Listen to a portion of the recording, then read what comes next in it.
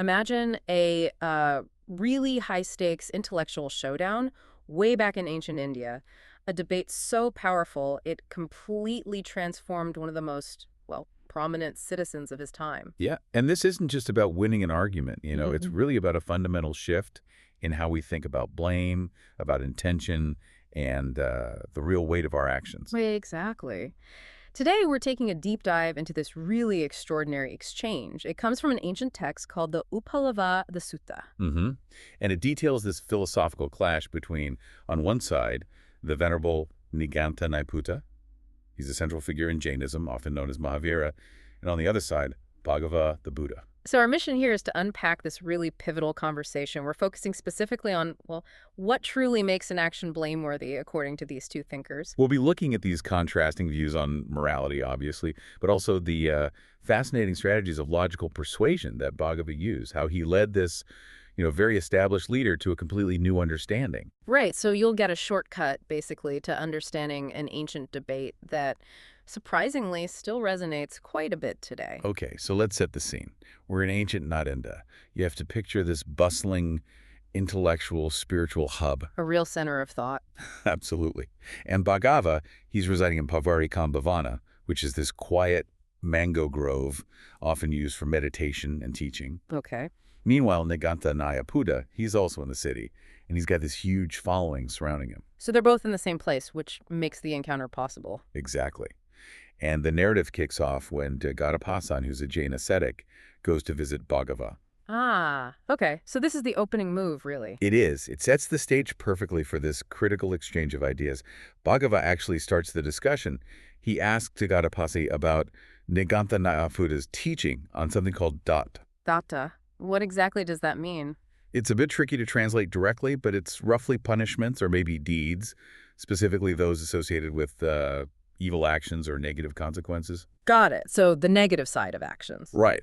And this is where the core philosophical clash really begins. Mm-hmm. Dīghatapassī lays out the Jain perspective, how Nigantha sees it. Okay. And importantly, they use this term jañca, not kamma. Kamma is the more common Buddhist term for action or volitional deed. Interesting distinction in terminology right there. It is. And Nigantha defines three kinds of daṇḍa: kāyadaṇḍa, physical deeds; vakidaṇḍa, verbal deeds; and manokamma, mental deeds. Physical, verbal, mental. Makes sense. But what's the key Jain belief here?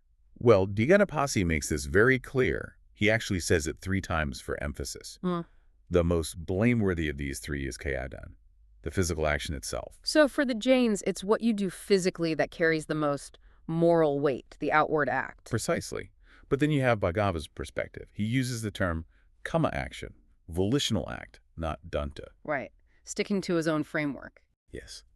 And he also defines 3 types, paralleling the Jain structure: kāyakamma, physical action; vākakamma, verbal action; and manokamma, mental action. Okay, so the categories are similar, but the emphasis must be different. Completely different. Bhagava also affirms his position 3 times in response. The most blameworthy for him is manokamma, the mental action, the intention behind the act. Wow. Okay, so that's the fundamental disagreement laid bare. Is it the physical act itself, or is it the mental intention driving it that holds the most weight when we're talking about blame? That's the crux of it. So given these, really starkly different views, how did Bhagava even start to dismantle the Jain position? What examples did he actually use? Well, he was incredibly strategic about it. After this initial conversation, Dīghatapassī, the Jain ascetic, he goes back to Nigantha. And reports what happened, presumably. Exactly. He recounts the whole conversation with Bhagava. And Nigantha listens and just affirms Dīghatapassī's account. He doubles down, basically, saying, yes, mental daṇḍa is pretty trivial compared to the physical. So that really cements the Jain position for everyone there. Absolutely. But then we get introduced to Upālivādasuttaṃ. Ah, this is the key figure, right? He is. He's a really prominent, highly respected lay follower of Nigantha. He's right there. He hears Dīghatapassī's report. And he's not happy. Or is he confident? Oh, he's confident. Extremely confident in the Jain position. His confidence is, well, it's almost palpable in the text. He uses these incredibly vivid, almost boastful analogies. Oh, really? Like what? He basically declares he's going to go and debate Bhagava himself, predicting an easy win. He says he'll drag Bhagava like a strong man dragging a sheep by its long wool.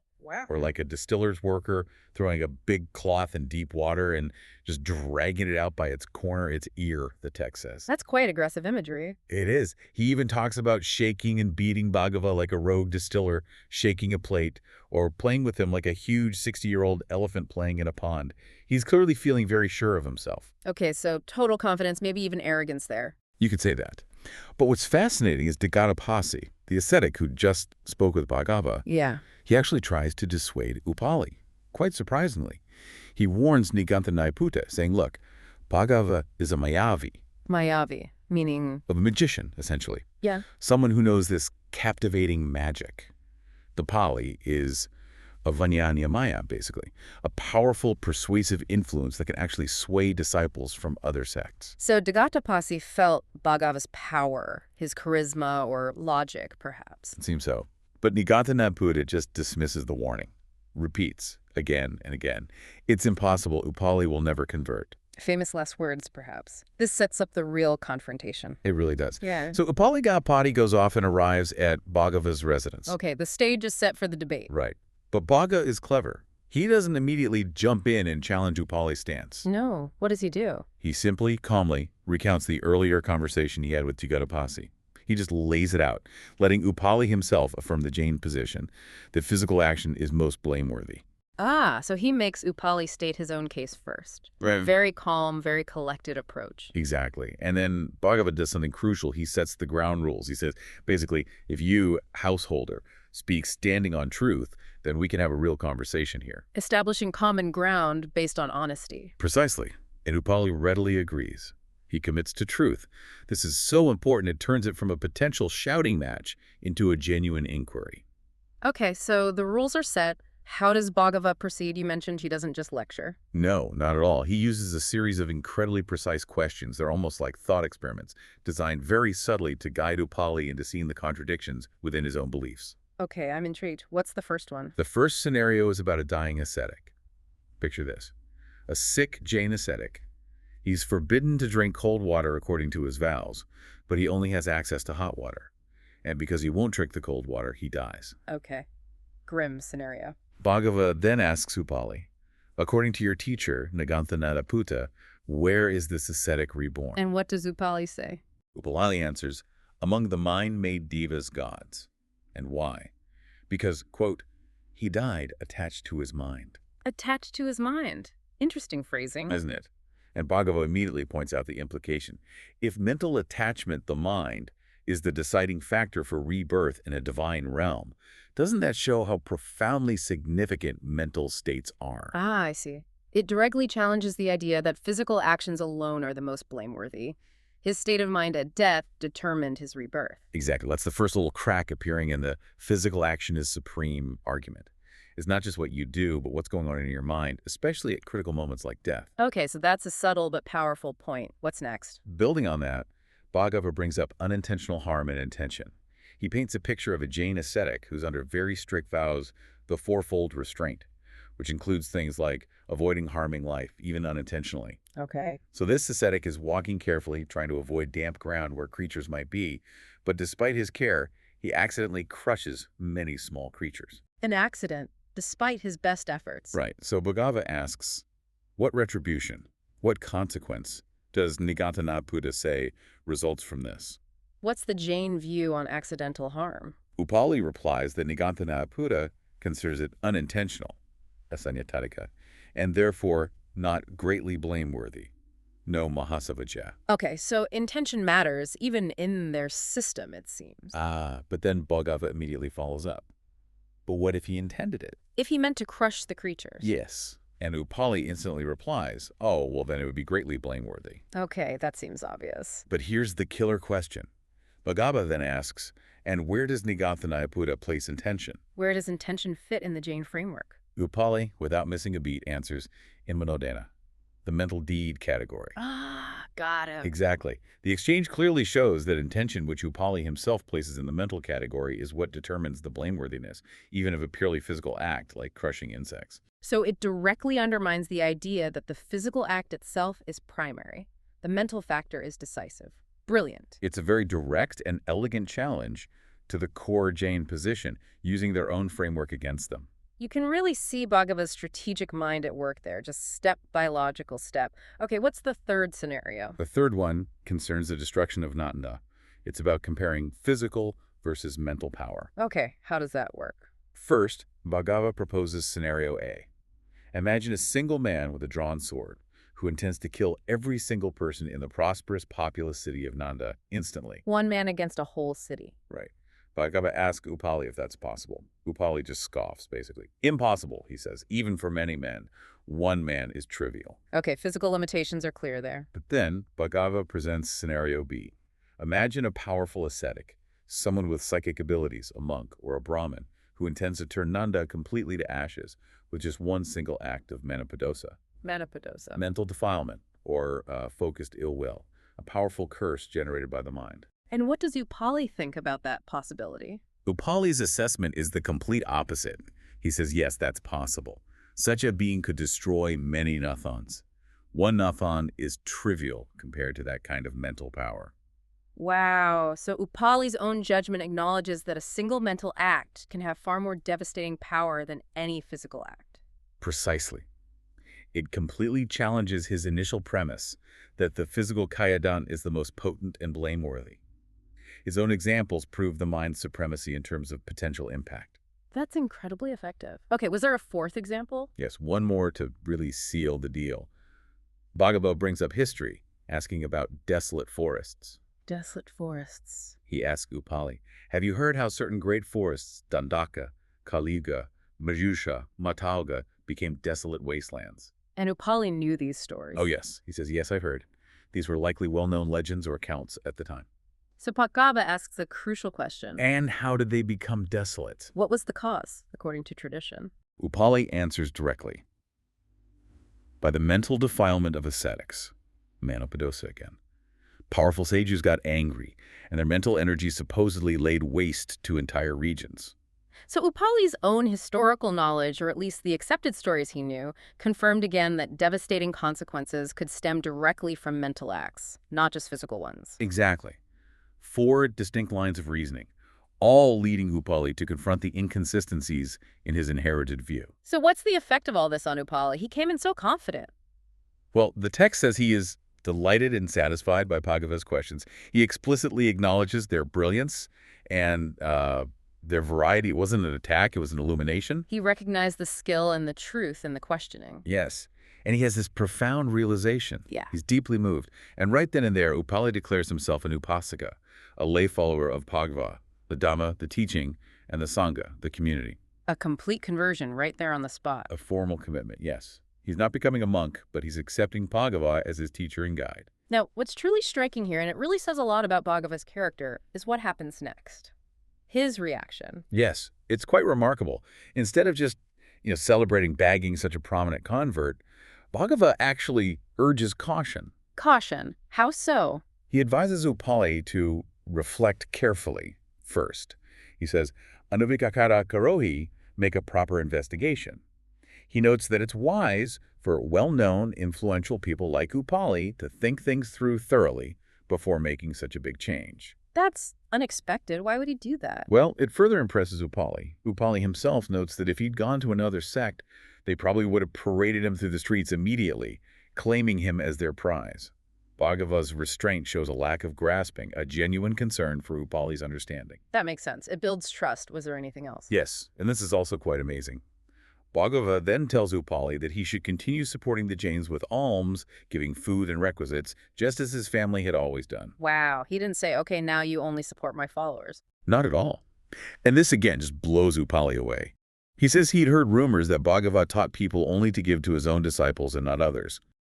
But here was Bhagava himself, telling him to keep supporting his former community. It really highlights Bhagava's lack of sectarian possessiveness. It wasn't about recruitment numbers. Exactly. It was about the path to understanding. And with Upāli's mind now clearly open and receptive, yes, Bhagava then teaches him the core Buddhist doctrine, the Four Noble Truths: suffering, its origin, craving, its cessation, nirvana, and the path leading to cessation, the Eightfold Path. the foundational teaching. Yes. And upon hearing this, Upāli gains what the text calls Dhamma. It signifies a direct, intuitive insight into the nature of reality. He realizes that profound truth. Whatever is subject to arising is also subject to cessation, impermanence. So it wasn't just an intellectual agreement, it was a deep, transformative insight. A complete shift in his understanding, yes. Okay, so Upāli is converted, he's had this insight. What does he do now? Does he just quietly go home? Oh no. Upāli's transformation is immediate and very decisive. He goes straight home and tells his doorkeeper right away to implement new house rules. New rules? Like what? From now on, Jain monks and nuns are no longer permitted inside his house. Oh. However, disciples of Bhagava monks, nuns, lay followers are welcome anytime. Okay, that's a clear statement. What about the alms he was told to keep giving? Jains who come seeking alms can still receive them, absolutely, but only outside the gate, not inside the house. A clear boundary, but still maintaining the support Bhagava advised. Exactly. Meanwhile, word gets around. Dīghatapassī, the Jain ascetic who first spoke with Bhagava, He hears the news. he hears what's happened. He goes to Upāli's house, probably to see for himself, but the doorkeeper turns him away, explaining the new rules. Ouch. So Dīghatapassī goes back to Nigantha Nāṭaputta. Yes, and basically says, I told you so. He reiterates his earlier warning about Bhagava's captivating magic. Does Nigantha Nāṭaputta finally believe it now? Still no. He absolutely refuses to believe it. He insists it's impossible, that Dīghatapassī must be wrong. He declares he has to go and see this for himself. He wants proof. So the final confrontation is coming. Yes. Nigantha Nāṭaputta arrives at Upāli's house, and he's not alone. He brings a large assembly of Jain followers with him. Making a statement. Definitely. The doorkeeper meets them and respectfully delivers Upāli's new rules. Jains receive alms outside. Bhagava's followers are welcome inside. How does Nigantha Nāṭaputta react to that? Well, before he can probably react much, Upāli gives instructions for seats to be set up in the main central hall. But here's the incredibly telling detail. What is it? Upāli himself takes the highest, most superior seat. Whoa. Because Previously, out of respect, he would have prepared and cleaned a special lower seat specifically for Nigantha Nāṭaputta, his former teacher. Now, he takes the seat of honor. That's a massive shift in protocol and respect, a very public statement. Huge. He invites Nigantha Nāṭaputta in, but pointedly does not offer him the seat of honor. He just sits there on the main seat. Nigantha Nāṭaputta must have been furious. Absolutely livid. Seeing this dramatic public reversal, he just explodes. He angrily declares Upāli is mad, that he's been bewitched by Bhagava's magic. Falling back on the magic explanation. Yes. And then he cruelly twists Upāli's own boastful analogies from before. Remember the sheep, the claws? Yeah. Nigantha Nāṭaputta implies Upāli went off intending to dominate the debate, but came back effectively unmanned, using analogies that suggest castration or having his eyes plucked out.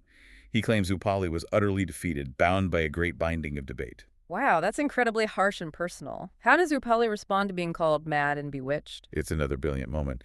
Upāli calmly responds to these accusations by praising this supposed magic. He calls it good, beautiful, even dear to him. He embraces the accusation. He does.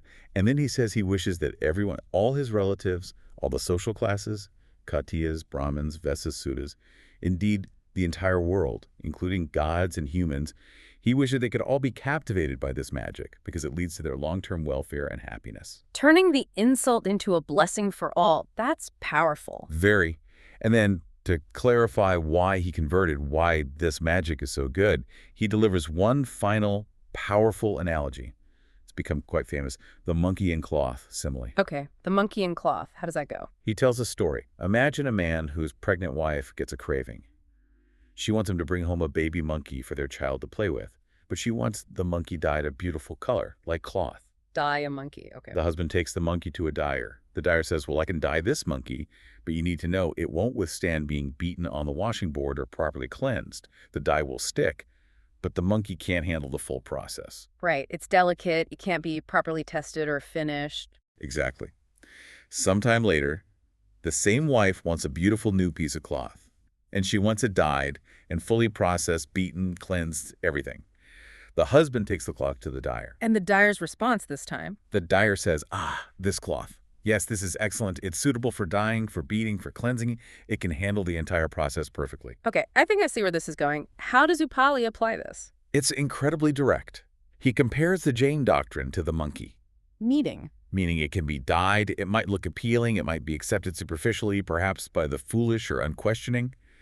but it cannot be beaten or cleansed. It can't withstand rigorous examination, rational scrutiny by the wise. It falls apart under pressure. And Bhagava's teaching. He compares Bhagava's teaching, the Dhamma, to the new cloth.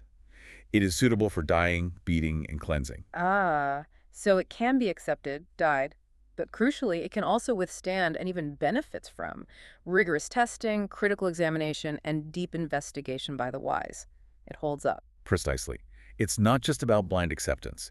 It welcomes scrutiny. That's a devastatingly effective analogy for justifying his shift in allegiance based on intellectual rigor. It really is. And following this simile, Upāli makes a powerful public declaration. He recites this long, beautiful poem, praising Bhagava's enlightened qualities, his wisdom, his fearlessness, his purity, his awakening, a full endorsement. So how does this whole encounter end? What's the final scene? Well, our deep dive essentially concludes right after Upāli's poem. Nigantha Nāṭaputta, hearing his former disciple heap such high praise on Bhagava, seeing the honor Upāli's showing him, he just can't bear it. He can't take the public defeat. Apparently not. The text says dramatically that hot blood spurted from his mouth right there. He literally vomited blood. Wow. A very visceral, symbolic end to the debate. It absolutely underlines the complete philosophical and, you could say, moral defeat in this monumental encounter. So wrapping this up, this deep dive, it really throws that core philosophical difference into sharp relief, doesn't it? Attributing blame primarily to the external physical act versus the internal intention. Absolutely.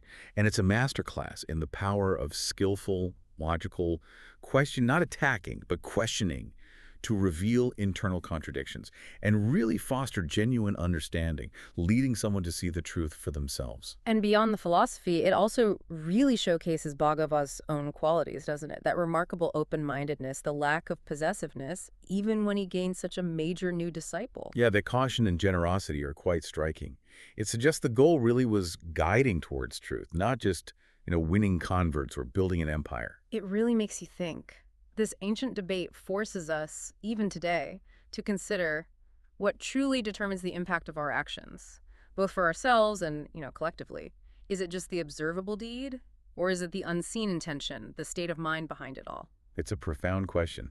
And maybe thinking about how focusing more on that mental aspect, on our intentions, could potentially change how we navigate our own lives, our relationships, and maybe even the complexities of the modern world, how we hold ourselves and others accountable. Something definitely worth reflecting on. A lot to chew on from one ancient conversation.